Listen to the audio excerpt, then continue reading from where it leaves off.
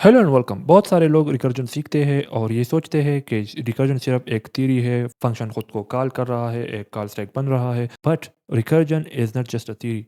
Recursion हम real world systems और applications में यूज़ करते हैं। सो हम अगर एग्जांपल ले विजुअल स्टूडियो कोड का, तो अगर इस साइड पर आप देखें तो हमारे पास एक फाइल एक्सप्लोर सेक्शन यहाँ पर बन रहा है, जो कि हमारे हर एक फ़ोल्डर को और हर एक फ़ाइल को यहाँ पर लिस्ट करता है और हम हर एक फ़ोल्डर और फाइल को यहाँ पर देख सकते हैं। So let's for example take this project folder. ठीक है, ये हमारा एक प्रोजेक्ट फ़ोल्डर है। इसको अगर हम एक्सप्लोर करें, इसके अंदर हम जाए, तो आप देख सकते हैं कि इसमें एक सब फ़ोल्डर है और फिर ए बी 2 फाइल्स है। ठीक है, और फिर इस सब फ़ोल्डर को अगर हम ओपन करें, तो आप देख सकते हैं कि इसमें एक और सब फ़ोल्डर है, सब2। ठीक है, और फिर अगर इस सब2 फ़ोल्डर को हम एक्सप्लोर करें, तो इसके आखिर में एक फ़ाइल है। तो ये एक ट्री लाइक स्ट्रक्चर बन गया है। अब हम इस तरह का एक फ़ाइल एक्सप्लोरर एल्गोरिथम बनाएँगे, जो हमारे किसी भी डायरेक्टरी या किसी भी प्रोजेक्ट में जितने भी फाइल्स हो, जितने भी फ़ोल्डर्स हो, उनको लिस्ट करेगा। लेकिन उससे पहले हम इस एल्गोरिथम को समझेंगे कि हमारा जो एल्गोरिथम है, वो किस तरह से काम करेगा। सबसे पहले हम अपने एल्गोरिथम को एक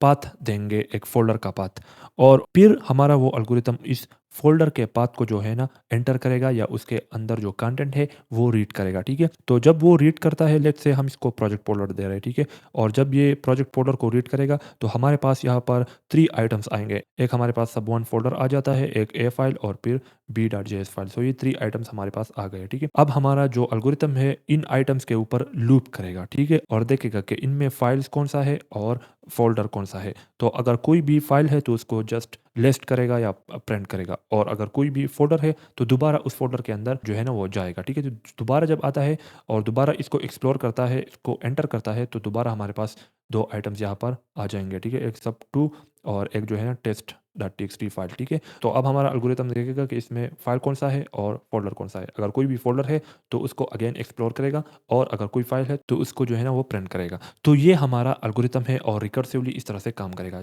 तो अब अगर हम अपने एल्गोरिथम के बारे में थोड़ा-सा सोचें, तो हमारा एल्गोरिथम का सिर्फ एक ही काम होगा, और वो काम है किसी भी फ़ोल्डर को लिस्ट करना। ठीक है? किसी भी फ़ोल्डर को रीड करना, और जब वो एक फ़ोल्डर को रीड करेगा और उसके अंदर जो कंटेंट है उनको लिस्ट करेगा, तो वो दूसरे फ़ोल्डर को या नेस्टेड फ़ोल्डर को भी देख सकता है और सर्च कर सकता है। So let's start and implement our algorithm. ठीक है? सो सबसे पहले आप अगर यहाँ पर देखें, तो हम एक app.js फाइल है हमारे पास। ये हमारा एक node.js प्रोजेक्ट है एम्प्टी। यहाँ पर हम देख सकते हैं page.json में कुछ भी नहीं है, सिर्फ हमारा app.js यहाँ पर लिंक है, और यहाँ पर app.js के अंदर हमने एक पाथ मॉड्यूल यहाँ पर एक्सेस किया हुआ है, और fs मॉड्यूल यहाँ पर रिक्वायर किया हुआ है फाइल सिस्टम के लिए। ठीक है? तो ये तो आप ऑलरेडी जानते होंगे। अब आते हैं और अपना एल्गोरिथम लिखते हैं। सबसे पहले हम एक फंक्शन बनाएंगे। फंक्शन का नाम होगा स्कैन फ़ोल्डर। इसको हम एक फ़ोल्डर देंगे और ये स्कैन करेगा। ठीक है? फ़ोल्डर का अब अगेन एक पाथ होगा, तो हम यहाँ पर लिखते हैं डायरेक्टरी पाथ। ये एक डायरेक्टरी पाथ लेगा। ठीक है? और फिर जब ये डायरेक्टली पाथ लेगा, तो उस डायरेक्टरी पाथ को सबसे पहले स्कैन करेगा, उसको रीड करेगा कि इस डायरेक्टरी पाथ में जो है ना क्या है। तो हम यहाँ पर लिखेंगे const contents equal to FS dot read directory. By the way, हम जो अपना एफएस एपीआई है, ठीक है, या एफएस मॉड्यूल है, उसका जो प्रॉमिसेस वर्जन है वो यूज़ कर रहे हैं। ठीक है? तो अब इसका हर एक मेथड जो है ना वो प्रॉमिस बेस्ड है। ठीक है? तो अगेन हम इस फंक्शन को भी एक असाइंक्रोनियस फंक्शन बनाएंगे, असाइन, ताकि अंदर हम जो है ना असाइंक्रोनियस या प्रॉमिसेस जो है ना वो यूटिलाइज कर सके, हैंडल कर सके। ठीक हो गया? सो हम सबसे पहले इस डायरेक्टरी को रीड करते हैं, डायरेक्टरी पाथ। जब ये डायरेक्टली रीड होता है, ठीक है, तो ये हमें देगा एक एरे। ठीक है? तो हम इस एरे के ऊपर जो है ना वो लूप करेंगे। ठीक है? तो यहाँ पर हम लिखते हैं फॉर ऑफ डायरेक्टरी पाथ, और फिर हर एक आइटम यहाँ पर आ जाएगा आइटम। सो यहाँ पर हम देखेंगे कि हमारा जो आइटम है, क्या वो डायरेक्टरी है या फाइल है। तो ये जानने के लिए कि एक आइटम फाइल है या डायरेक्टरी है, तो हम यूज़ करते हैं एफएस डॉट स्टेट्स मेथड। ठीक है? सो सबसे पहले हम वो लिखते हैं कॉन्स्ट, हमारे पास स्टेट्स आ गए, एफएस डॉट स्टेट। ठीक है? लेकिन एफएस डॉट स्टेट जो है ना, जो हम पाथ इसको देते हैं वो एब्सोल्यूट पाथ होना चाहिए, लेकिन आइटम जो है ना सिर्फ एक नाम है किसी भी आइटम का, फ़ोल्डर का या फ़ाइल का। ठीक है? तो इसको हम कन्वर्ट करेंगे एब्सोल्यूट पाथ में। तो हम यहाँ पर लिखेंगे कॉन्स्ट फुल पाथ, और यहाँ पर हम पाथ मॉड्यूल यूज़ करेंगे, पाथ डॉट जॉइन। यहाँ पर हमारा जो डायरेक्टरी पाथ हमें दिया गया है, ठीक है, ये एब्सोल्यूट पाथ होता है। ठीक है? सो ये हो गया, और फिर हमारे पास ये आइटम यहाँ पर हम देंगे। तो आइटम यहाँ पर कंबाइन हो जाएगा इस पाथ में। ठीक है? सो ये जॉइन हो जाएंगे, एक फुल पाथ अब यहाँ पर बन चुका है, और इस पाथ को हम पास करेंगे इस स्टेट में, फुल पाथ। तो अब हम इसके स्टेट्स रीड कर सकते हैं। तो यहाँ पर हम देखेंगे कि ये एक डायरेक्टरी है, या जो है ना ये एक फाइल है। So if states dot is directory, is directory sorry if इस डॉट स्टेट जो है ना यहाँ पर एक प्रॉमिस रिटर्न करता है, तो इसको हम अवेट करेंगे, ठीक है। और फिर यहाँ पर दोबारा डायरेक्टरी कॉल करेंगे, ठीक है। तो हम यहाँ पर देखेंगे कि क्या ये एक डायरेक्टरी है या नहीं है, ठीक है। तो इसको अगर हम देखें तो ये बूलियन रिटर्न करता है, ट्रू और फॉल्स। अगर कोई भी पाथ हमारे पास एक डायरेक्टरी हो तो वो ट्रू रिटर्न करेगा, अदरवाइज फॉल्स। अगर ये डायरेक्टरी हो तो हम यहाँ पर दोबारा इस डायरेक्टरी के अंदर जाएंगे, लेकिन उससे पहले हम उस फोल्डर का जो नाम है वो यहाँ पर प्रिंट करेंगे, ठीक है। तो हम यहाँ पर प्रिंट करेंगे console.log।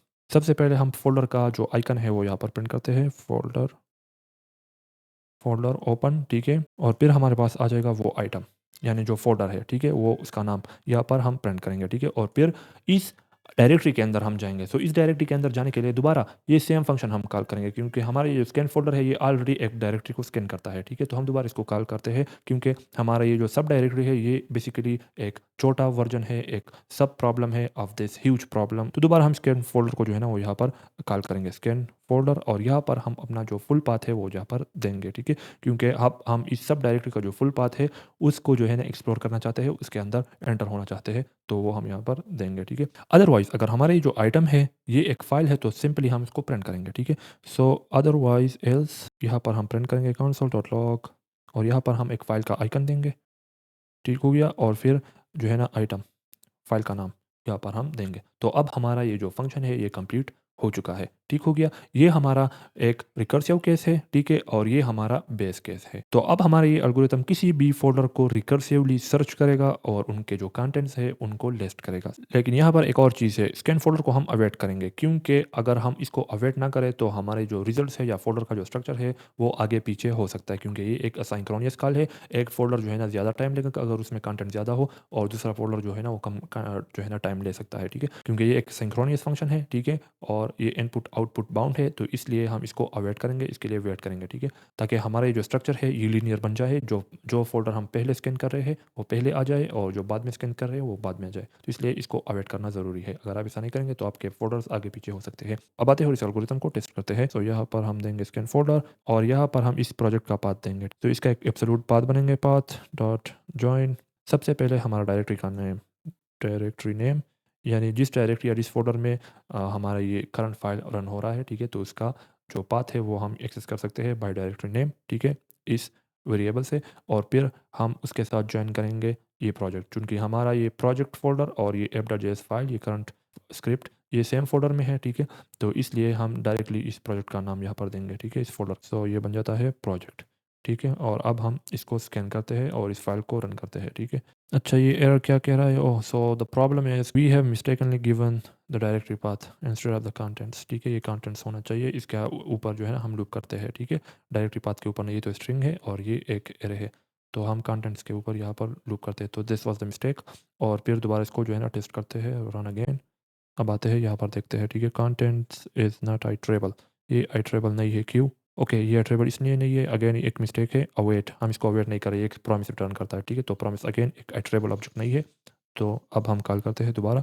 तो ये मिस्टेक हो जाते हैं जब आप काम करते हैं किसी भी रियल वर्ल्ड प्रोजेक्ट में। ये छोटे-छोटे बग जो है ना आपको कई दफ़ा बहुत कन्फ्यूज़ बनाता है। तो अब आते हैं और यहाँ पर देख सकते हैं। तो सबसे पहले अगर हम यहाँ पर देखें तो हमारे पास a.js, b.js ये रूट फ़ोल्डर्स में है, ठीक है। a.js और b.js ये भी लिस्ट हो चुका है। सब फ़ोल्डर, ठीक है, 1 ये भी लिस्ट हो चुका है। इसको अगर हम देखें सब फ़ोल्डर, और ये 3 फाइल जो है ना टॉप रूट फ़ोल्डर में है, प्रोजेक्ट फ़ोल्डर में, ठीक है। तो ये तो लिस्ट हो गए, ठीक है। फिर हमारे पास आता है सब 1 के अंदर सब 2, तो यहाँ पर अगर हम जाए सब 2 यहाँ पर आता है, ठीक है। और सब 2 के अंदर फिर हमारे पास extra.txt है, और ये जो test.txt है ये जो है ना यहाँ पर है सब 2 के साथ। तो अब यहाँ पर आप देख सकते हैं कि हमारे सारे फाइल्स यहाँ पर लिस्ट हो चुके हैं। लेकिन यहाँ पर अब भी एक इशू है, डिज़ाइन इशू। अब यहाँ पर हम ये नहीं जान रहे कि कौन सा फाइल किस फ़ोल्डर में है, या कौन सा सब फ़ोल्डर किस फ़ोल्डर में है, ठीक है। तो यहाँ पर इंडेंटेशन नहीं है। यहाँ पर अगर हम देखें तो हमें ईज़िली पता हो जाता है कि extra.txt इस सब फ़ोल्डर में है, ये सब फ़ोल्डर इसमें है, ठीक है, और ये जो है ना इसमें है, ठीक है। तो ऑलरेडी इंडेंटेशन जो है ना बेसिकली हमारे पास इसमें नहीं है, ठीक है, इस हमारे एल्गोरिथम में। तो इसको ऐड करते हैं, ठीक है। तो आते हैं यहाँ पर। सो यहाँ पर हम एक वेरिएबल लेंगे, लेवल, ये स्टार्ट होगा 0 से। लेवल बेसिकली हमें ये बताएगा कि हम अपना जो डायरेक्टरी है उसके किस लेवल पर अब काम कर रहे हैं या सर्च कर रहे हैं। तो जब हमारा फर्स्ट फ़ोल्डर सर्च होता है तो इसका मतलब है कि हमारा लेवल 0 है, यानी फर्स्ट लेवल है हमारे ट्री का, उसको हम सर्च कर रहे हैं। जब हम सब फ़ोल्डर में घुसते हैं, लेट्स से हम सब 1 फ़ोल्डर में घुसेंगे, ठीक है, तो तब हमारी जो लेवल है ये बन जाएगा 1, ठीक है। तो उसके लिए हम इसको इंक्रीज़ करेंगे लेवल को। सो जब हम किसी भी फ़ोल्डर में घुसते हैं, ठीक है? तो हम यहाँ यहाँ पर लेवल इंक्रीज़ करते हैं, लेवल +1, ठीक है? ये इंक्रीज़ हो जाएगा बाय 1। और इंडेंटेशन के लिए हम यहाँ पर एक वेरिएबल लेंगे, कॉन्स्ट इंडेंट, और यहाँ पर हम एक एम्प्टी स्ट्रिंग को जो है ना वो रिपीट करेंगे। How many times? Level times 2, इतने टाइम्स, ठीक है? तो हमारे पास एक क्लियर इंडेंटेशन बन जाएगा। जब भी हम कोई फ़ोल्डर स्कैन करते हैं, उसके अंदर घुसते हैं, तो हमारे पास इंडेंटेशन जो है ना वो बढ़ जाएगा, ठीक है? तो सब फ़ोल्डर्स के लिए इंडेंटेशन बढ़ जाएगा, लेफ्ट साइड पर स्पेस हो जाएगा, ठीक है? और फिर उस इंडेंटेशन को हम पास करेंगे, ठीक है? यहाँ पर। तो यहाँ पर फ़ोल्डर से पहले इंडेंट, ठीक है? और यहाँ पर फाइल से पहले इंडेंट, ठीक है? अब दोबारा इसको देखते हैं।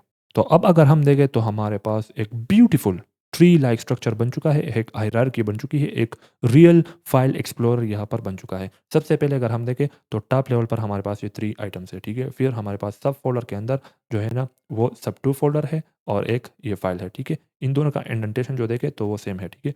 फिर इस सब2 फ़ोल्डर के अंदर हमारे पास ये वाला सिंगल टेक्स्ट फाइल है, ठीक है? तो अब आप देख सकते हैं एक ब्यूटीफुल ट्री लाइक स्ट्रक्चर या हायरार्की बन चुकी है। तो इस तरह से आप एक एक्चुअल फाइल एक्सप्लोरर बना सकते हैं। सो अब आपने देख लिया कि रिकर्जन जो है ना सिर्फ एक थ्योरी नहीं है, एक थ्योरी तक महदूद नहीं है, बल्कि एक रियल वर्ल्ड सिस्टम में हम इसको यूज़ करते हैं। अब ये तो एक सिंपल एग्जांपल हो गया, इसके अलावा और भी बहुत जगहों पर रियल वर्ल्ड में ये यूज़ होता है। अब बात करते हैं कि इसकी टाइम कम्प्लेक्सिटी की। अब यहाँ पर ये थोड़ा कन्फ्यूजिंग लगेगा, लेकिन मैं आपको सरल अल्फाज में कहूँ कि हमारा ये जो काम है वर्क डन वो कितना होता है? वर्क डन होता है हमारे पास टोटल फाइल स्कैन, ठीक है? यहाँ पर अगर हम देखें हर एक फ़ाइल को हमने स्कैन करना है, हर एक आइटम को स्कैन करना है किसी भी डायरेक्टरी पाथ में। तो इसका मतलब है अगर हमारे पास n आइटम्स हो, ठीक है? किसी भी डायरेक्टरी में, तो हमारे पास कितने जो है ना वो प्रोसेस होंगे फाइल्स, ठीक है? या कितने प्रिंट होंगे, कितने लिस्टिंग होगी, वो होगी n, ठीक है? क्योंकि इतने फाइल्स है तो हर एक फ़ाइल और हर एक फ़ोल्डर जो है ना हम विज़िट करेंगे और हर एक को हम लिस्ट करेंगे, ठीक है?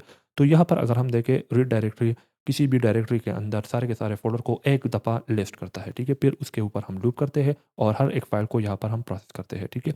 अगर वो फ़ाइल जो है फ़ोल्डर हो तो हम उसके अंदर जाते हैं अगेन, ठीक है? वो फ़ोल्डर भी एक दफ़ा प्रोसेस होता है, ठीक है? और अगर कोई फ़ाइल हो तो उसको हम प्रिंट करते हैं तो वो भी एक दफ़ा प्रोसेस होता है। तो इसका मतलब है कि इसका जो टाइम कम्प्लेक्सिटी है वो बन जाती है time complexity, time for the n, वो बन जाती है O ऑफ n, ठीक है? ये best case worst case scenario में, ठीक है?